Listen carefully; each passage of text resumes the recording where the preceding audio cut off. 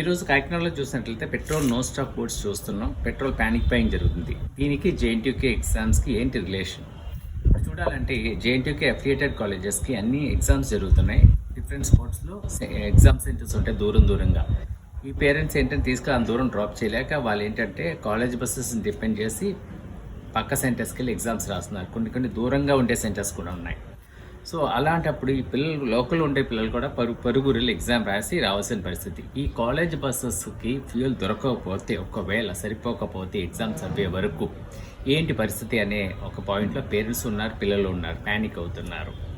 So ఏంటంటే దీనికి solution JNTUK చూడాలి. ఎందుకంటే కుదిరితే సెల్ఫ్ సెంటర్ చేసేయడం మంచిది. ఎందుకంటే సెల్ఫ్ సెంటర్ అనే కాన్సెప్ట్ పెద్ద ప్రాబ్లమాటిక్ కాన్సెప్ట్ ఏం కాదు. ఎందుకంటే మీ జేఎన్టీయూకేలో ఎగ్జామ్స్ కూడా మీ జేఎన్టీయూకేలోనే రాస్తున్నారు. అదేవిధంగా ప్రైవేట్ యూనివర్సిటీస్, మన కాకినాడ చుట్టూ ఉంటే ప్రైవేట్ యూనివర్సిటీస్ అన్ని సెల్ఫ్ సెంటర్సే చేస్తున్నాయి. అలాంటప్పుడు అఫిలియేటెడ్ కాలేజెస్ మాత్రం మీరు వేరే సెంటర్స్ పెడుతున్నారు. ఇలాంటి క్రైసిస్ ఉంటే మాత్రం పిల్లల్ని ఎండ్లో ఇబ్బంది పెట్టకుండా, పేరెంట్స్ని ఇబ్బంది పెట్టకుండా సెల్ఫ్ సెంటర్ చేస్తే మంచిదని చెప్పి నా ఒపీనియన్. సో మీ ఒపీనియన్ కూడా షేర్ చేయండి. సో క్రైసిస్ ఉండకూడదు, బస్సెస్ అన్ని వెళ్ళాలని కూడా కోరుకుందామండి. Thank you.